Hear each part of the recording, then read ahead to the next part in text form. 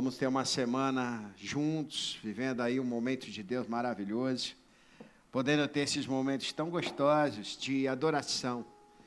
Eu creio no meu coração que esses momentos é o suficiente para sairmos daqui enriquecidos pelo Senhor. É bom demais. Você pode fechar os teus olhos mais uma vez? Querido Pai, grande é o Senhor. Nós o amamos. Nós temos certeza da Tua presença nesse lugar. Tu és tremendo, Senhor. Tu és maravilhoso. A Tua glória se manifesta sobre nós, sobre este lugar. E nós queremos exaltar o Teu nome. Nós queremos fazer do Senhor o Senhor desse lugar. Que venha a ser, Senhor, o nome de Jesus, o maior sobre todos. Que venha a ser, Senhor, o Teu reino entre nós. Que a Tua glória, a Tua majestade possa estar nesse lugar. Tu és adorado. Nós reconhecemos que Tu és o nosso Senhor e o nosso Deus. Nós reconhecemos, Pai, a Tua mão estendida sobre nós. Nós o amamos nesse lugar. Pai, manifesta em nós a Tua graça. Manifesta em nós o Teu Espírito Santo. Nós o amamos, Pai. Nós o amamos. E essa noite, faça-nos ouvir a Tua voz. Faça-nos ser cheios do Teu Espírito. Nos permita a experimentar a Tua boa, perfeita e agradável vontade. Nós oramos, certos que Tu estás entre nós, em nome de Jesus. Amém. Querido, você pode assentar-se. Eu já vou ler o texto.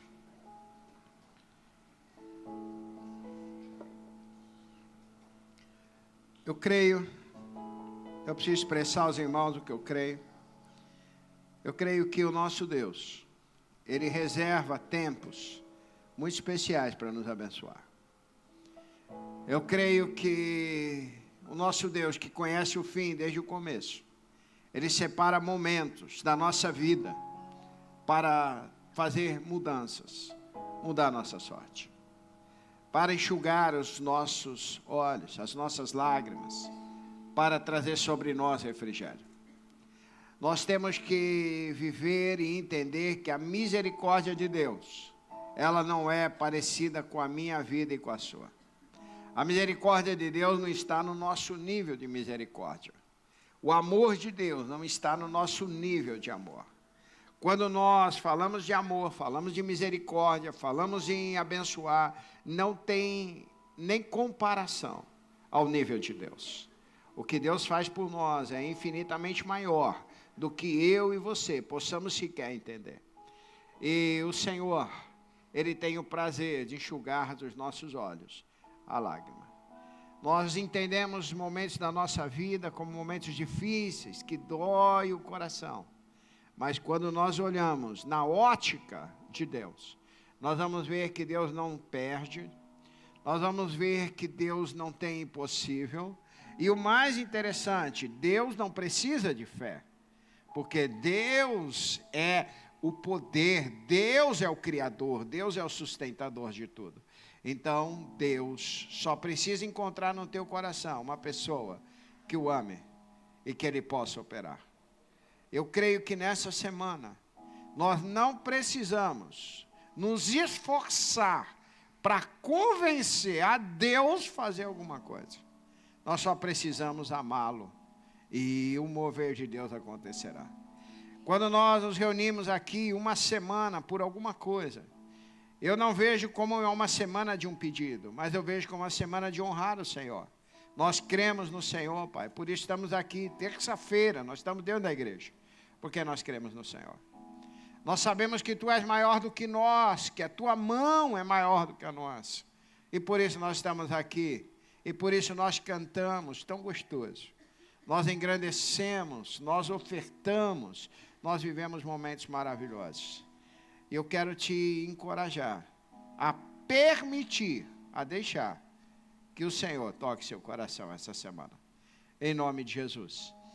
Eu mencionei ontem que, como igreja, eu gostaria que nosso pedido de oração, o coletivo, fosse que Deus abrisse as janelas dos céus, para que pudéssemos fazer algo maravilhoso nessa lateral, inclusive algo maravilhoso para as crianças.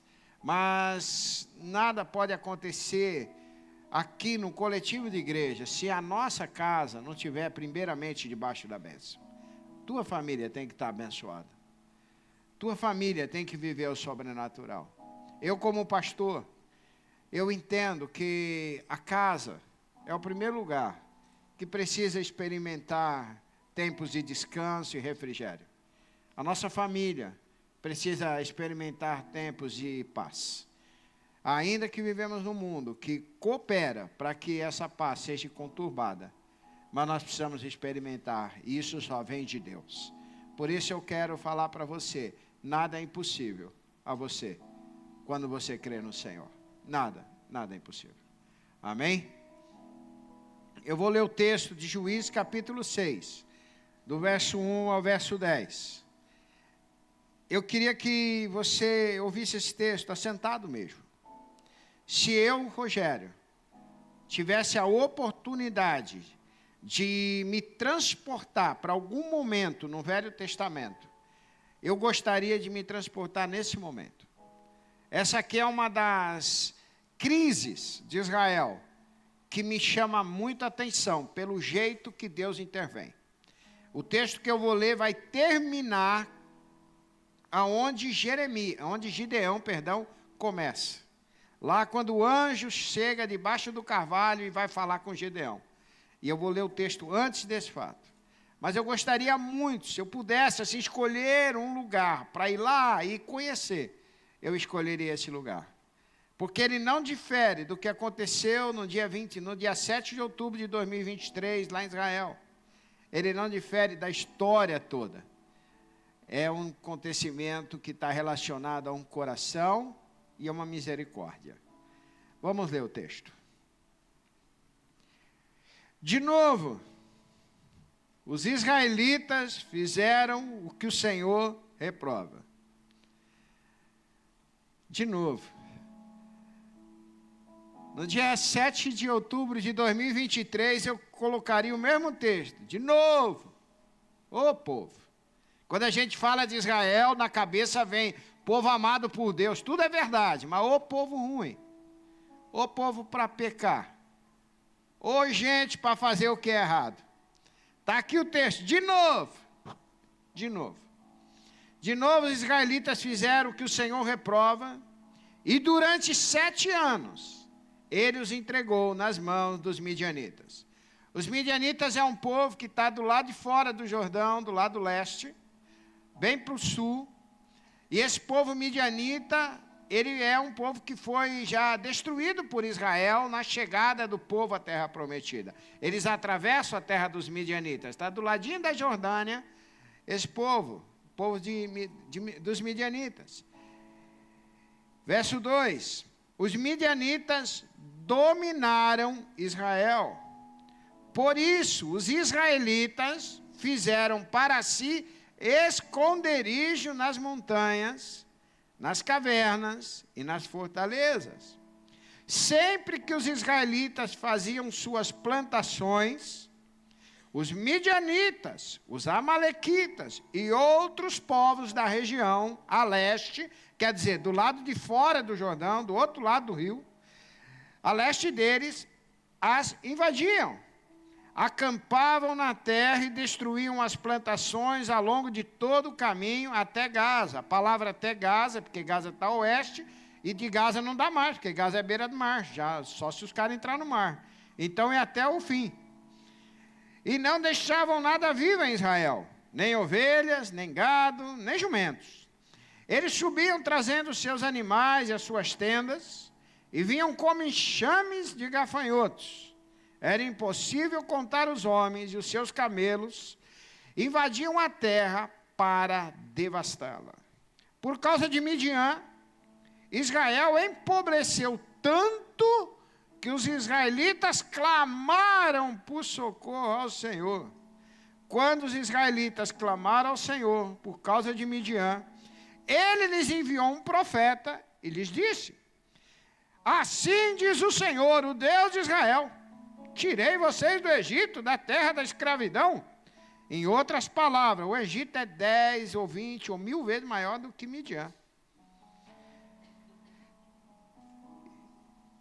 E os livrei do poder do Egito e da mão de todos os seus opressores. Expulsei-os e dei a vocês a terra deles.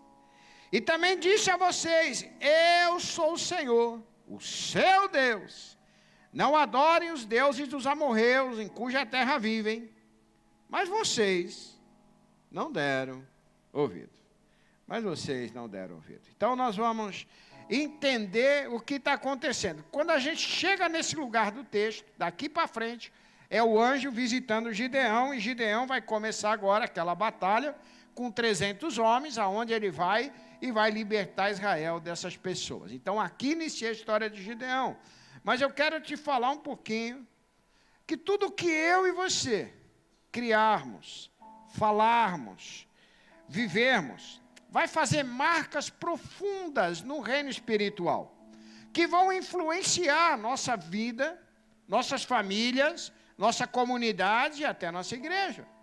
Vai influenciar a vida financeira, vai influenciar a vida, a saúde emocional, vai influenciar tudo. Aquilo que nós vivemos, as escolhas que nós fazemos, elas vão marcar, elas vão criar um caminho para andarmos.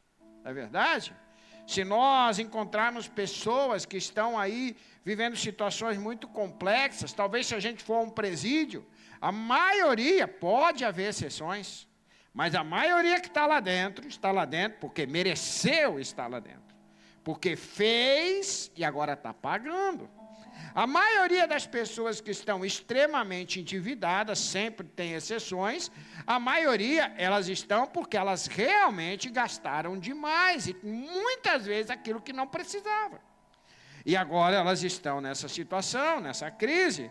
Eu vou deixar aqui aberto o espaço. A misericórdia de Deus, ela é diferente da nossa. Deus faz coisas que nós não fazemos. Deus é misericordioso, onde eu e você provavelmente nunca vamos entender.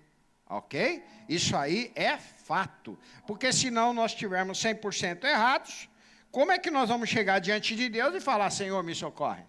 Sendo que eu estou tão errado, tudo é culpa minha, mas mesmo assim nós vamos encontrar a misericórdia de Deus. Deus é tremendo em sua misericórdia, o amor de Deus é incrível por você, por isso nós estamos cheios de esperança, cheios de alegria, cheios de certeza de que coisas incríveis vão acontecer na minha vida e na sua. Mas vamos entender um pouquinho. 7 anos nas mãos dos midianitas. Queridos, 7 anos é muito tempo. Nas mãos de pessoas extremamente más. 7 anos. Quando a gente fala 7 anos, a gente precisa entender o cenário. Significa que quando os midianitas chegavam, eles iam matar quem eles pegassem. Matar sem dó. Ia deixar o corpo caído no meio lá para todo mundo ver. Eles iam pegar as meninas novas e levar tudo como escrava. Todas as meninas novas, ia ser levada para a prostituição, ia ser levada para o que eles quiserem. Ia pegar as crianças, ia matar. Isso aí causa-se uma dor muito grande. Muito grande. Isso está acontecendo com o povo de Israel. Não está acontecendo com outro povo, está acontecendo com o povo de Deus. Por quê? Porque eles fizeram isso. Depois, esses camaradas, o povo de Israel começou a usar as cavernas. Em Israel isso não é muito difícil, aqui no Brasil seria ruim de fazer. Não sei como ia construir caverna aqui no Brasil, não ia dar muito certo não. Mas lá tem as montanhas e elas já têm cavernas naturais. Eles começaram a se esconder, porque quem vem de fora não conhece aquelas cavernas, quem está lá consegue entrar, se esconder, achar lugares ali. Inclusive foi achado pergaminhos nessas cavernas que ninguém sabia que existia.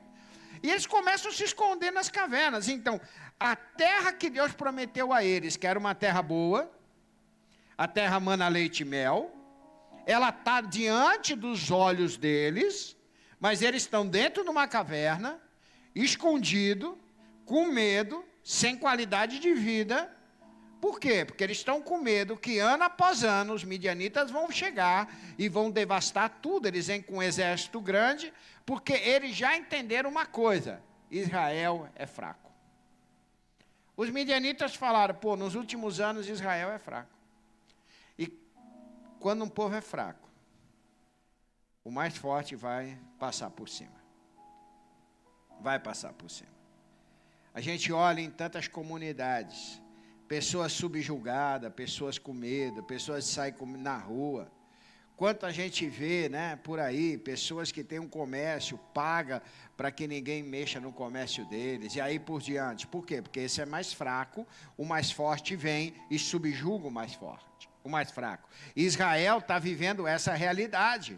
Eles estão subjugados aos povos vizinhos, aqueles que vêm do outro lado do rio, eles entram na terra, e ao entrar na terra, eles destroem tudo, e ficam felizes com isso. Deixa que Israel tente plantar alguma coisa, deixa que Israel tenta criar alguma coisa, porque o ano que vem a gente chega e o que sobrar a gente pega. Mas por 7 anos, você faz isso todo ano, vai chegando um tempo que Israel não tem mais o que viver, não tem mais força. Eu estou fazendo o cenário para vocês entenderem o que está acontecendo. Por quê? Porque se você planta e o outro colhe, não vai dar certo. Se você não colher, você não vai comer. E é o que estava acontecendo. Eles plantavam, o outro colhia. Eles criavam galinha, o outro vinha e comia a galinha. Não vai dar certo esse negócio. Entende? Então esse é o cenário. Tá? E eles não têm o que fazer. Por quê? Porque cada vez Israel está mais fraco, não tem arma, não tem força para lutar. Em contrapartida, o inimigo já está com a sua autoestima lá em cima, eles vêm aos milhares, não tem como fazer. A única coisa que sobra para Israel é esconder-se. Muitos de nós se escondem na vida. Acaba achando as suas cavernas, acaba se escondendo de tudo, acaba culpando tudo que está lá fora, acaba culpando os outros, acaba dizendo que é tudo culpa dos outros. E tudo isso acontece também na nossa vida. Não é uma guerra igual a de Israel, porque nós estamos falando de uma guerra de nação.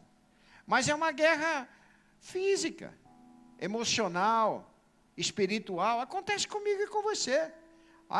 E por causa disso, qual que foi o resultado? O resultado maior daqui foi que Israel ficou pobre. Ele ficou pobre de recursos, mas pobre espiritualmente. Eles começaram a se achar um ninguém. Eles começaram a se achar um desprezado. Eles começaram a se achar fragilizados. Se você parar e perceber, a hora que o anjo vai falar com Gideão vai refletir tudo isso. Israel começou a se sentir vítima, porque não dá mesmo.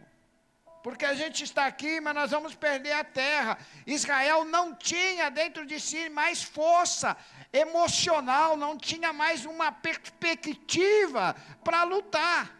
Por quê? Por causa de um pecado que eles estavam alimentando. E tudo isso não é algo que aconteceu por acaso, não é um abandono de Deus. Não é isso. Deus mostrou que nunca haverá falha da parte de Deus. Então por que Israel está vivendo isso? Porque Deus disse assim, não se envolva com os deuses dos amorreus. O que Israel fez? Se envolveu. Sabe quando vem uma palavra de Deus? Não faça. E você faz. E depois você fala, mas o que tem? Os outros também fazem. Queridos, Deus ele não escuta isso. Deus não escuta isso. Deus ele nunca vai te deixar inocente porque do teu lado tinha um outro fazendo. Lembra do paraíso? Por que você comeu? Porque ela me deu. Vai os dois para fora. Nunca haverá uma inocência aos olhos de Deus, porque o outro falou. Você sabe por quê? Eu vou te explicar o segredo. Porque mais vale obedecer a Deus do que os outros que estão fazendo coisas ao nosso redor. Mais vale falar o que Deus fala, tem mais valor na minha vida, do que o que todo mundo ao meu redor estiver falando. Então, quando Deus fala, não faça, eu faço. Não erre, eu erro. Não faça isso, eu faço. Não justifica. A Bíblia diz assim, honra pai e mãe. E aí então a pessoa resolve não honrar o pai e a mãe. E um dia você vai falar, mas também meus amigos nunca honraram. Gente, isso não justifica nada. Vida com Deus é prioridade no reino de Deus. É fazer de Deus o centro, o gabarito, a prioridade, o caminho, é fazer dele o tudo. Quando isso vem sobre nós, nós vamos viver vida abundante. Quando nós fazemos do Senhor o nosso maior farol, eu sei aonde eu estou indo, eu sei quem eu estou seguindo, eu sei para onde eu estou olhando. E Deus agora vai falar com esse povo: olha, vocês só estão passando isso, não é a minha vida que esqueceu vocês, foram vocês que se esqueceram da minha vida. Deus está falando, vocês se esqueceram de mim. Eu disse não faça e vocês fizeram. Vamos parar aqui, vamos fazer um parênteses. Vamos naquilo que é mais lógico para a gente. Vamos andar no tempo.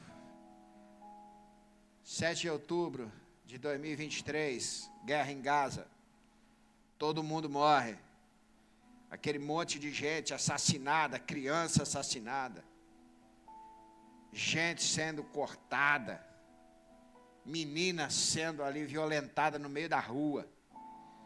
Que barbaridade, que coisa estrondosa. É o que estava acontecendo em toda a história, inclusive nesse texto. O que Israel estava fazendo? No meio do deserto, fazendo um baile lá dos mais esquisitos que existe. Todo mundo drogado, todo mundo aprontando. Daí veio o inimigo. Não é a mesma história, é a mesma história. É só que não é a mesma história de um povo, é a mesma história do mundo. Nós escolhemos andar com Deus ou não.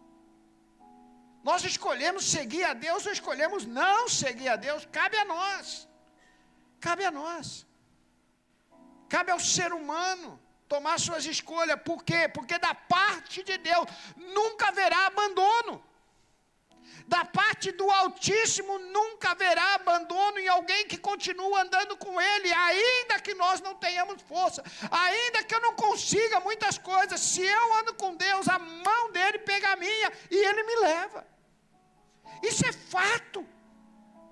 Ele me alimenta, Ele me sara, Ele cuida da minha vida, Ele me coloca em caminhos verdejantes, Ele me leva a águas tranquilas, Ele me tira do vale da sombra da morte. É Deus.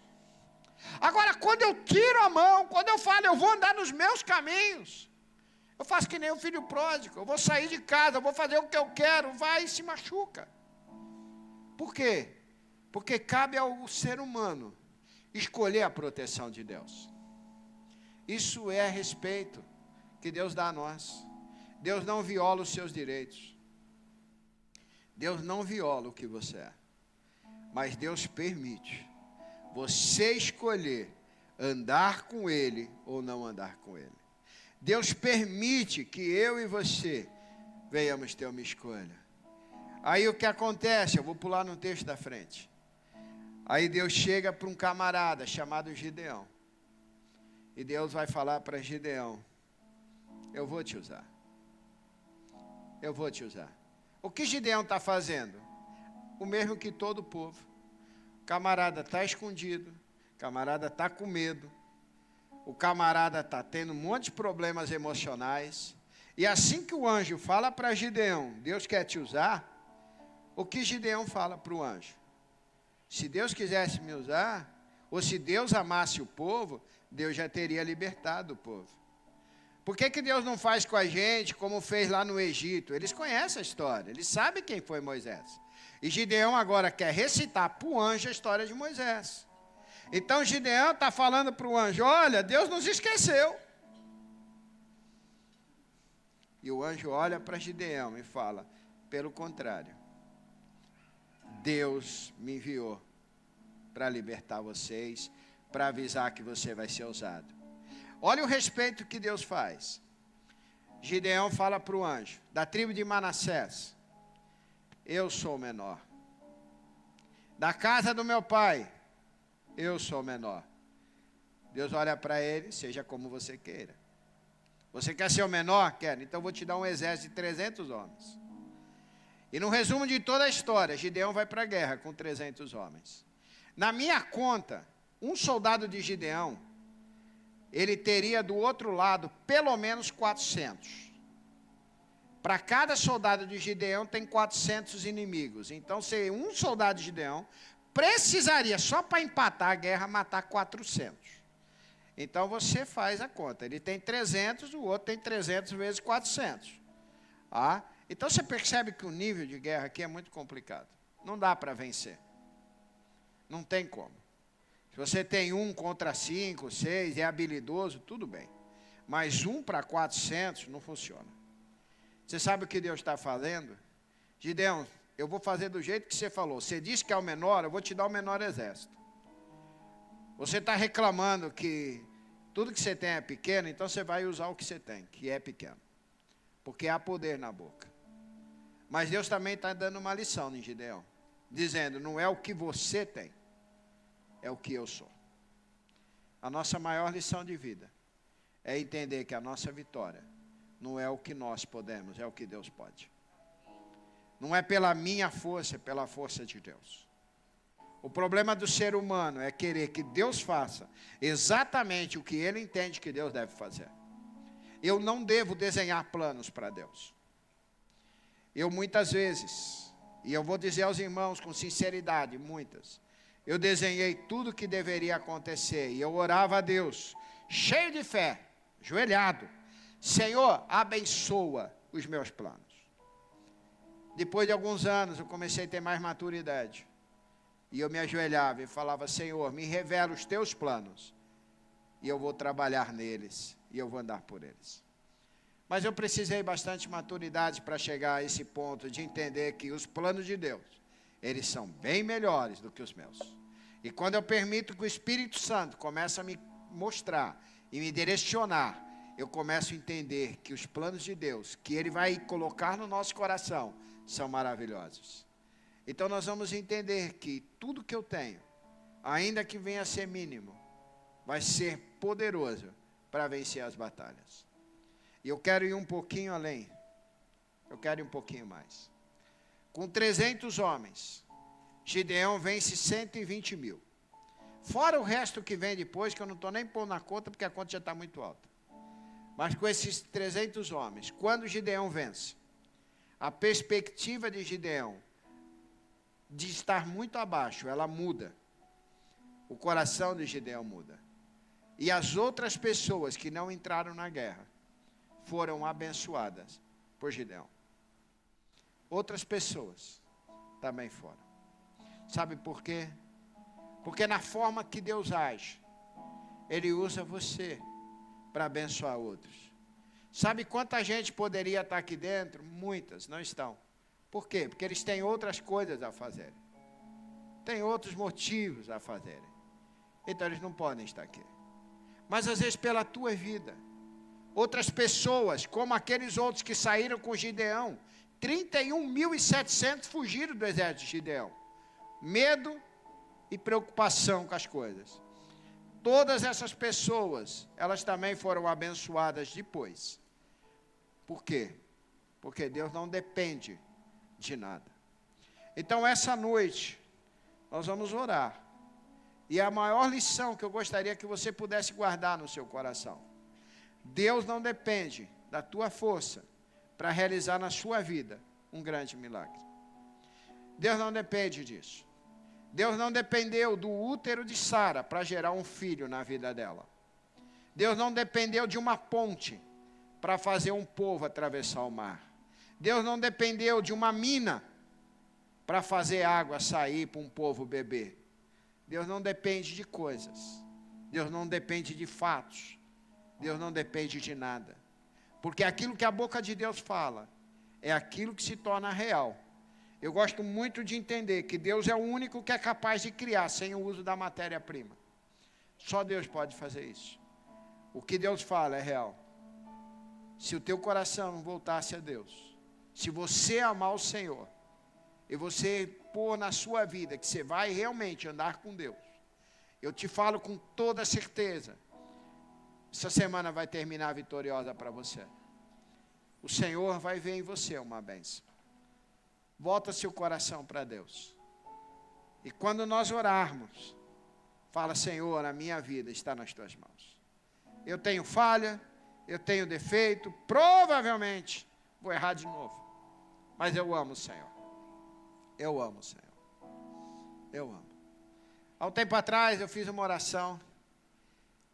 E eu falei, Senhor, me faça entender. Como o Senhor consegue me amar? Eu queria ser bem melhor do que eu sou.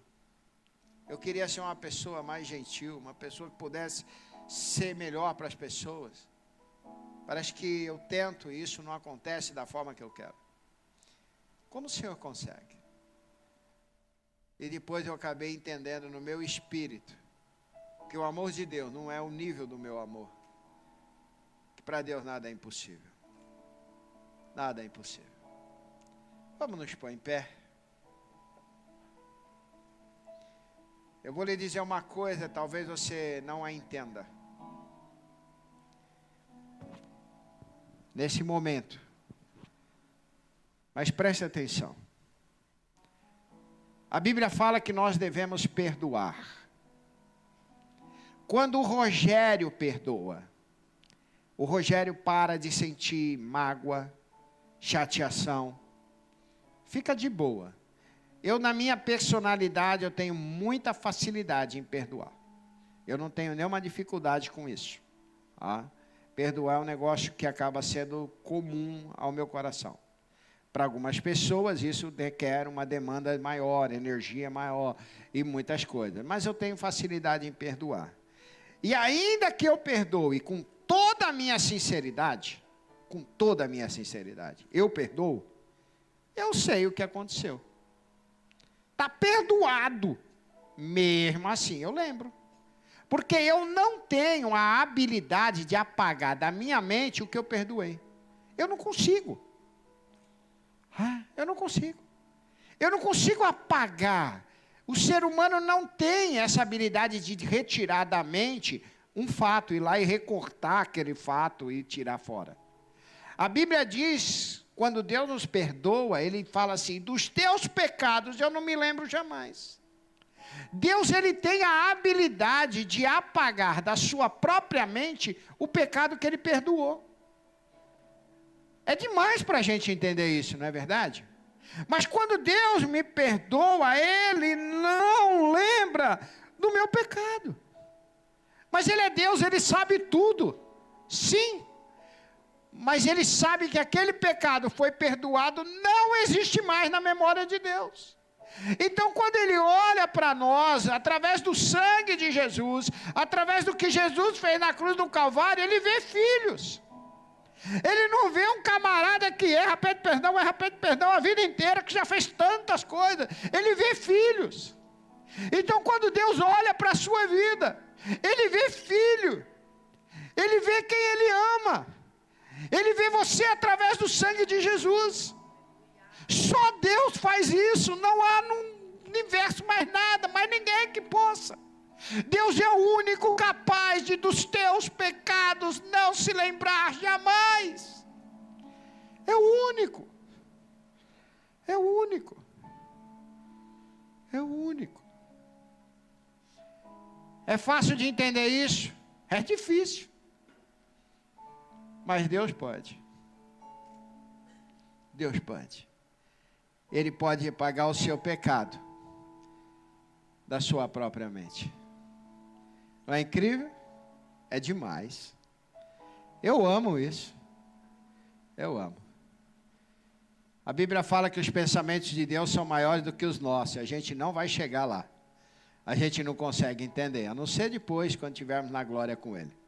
Mas, por enquanto, é demais. Entender esse fato. É demais. Creia. Creia. Que o Senhor te ama. Creia que a tua sorte é o Senhor. Que Ele veio para nos abençoar.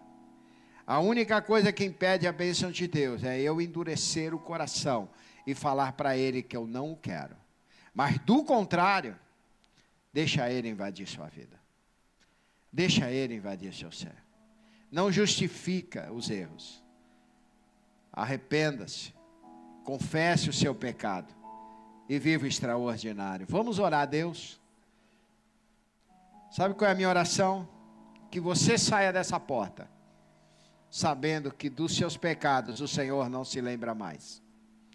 Para que você chegue diante dele como filho. Como filho. E como filho a gente fala: Senhor, Pai, olha. E a resposta é diferente. A resposta é diferente.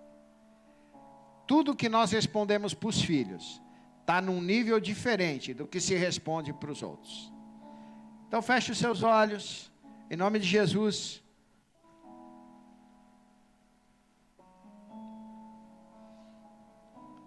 E agora eu quero te convidar a crer. Com os teus olhos fechados, eu quero convidar você a orar.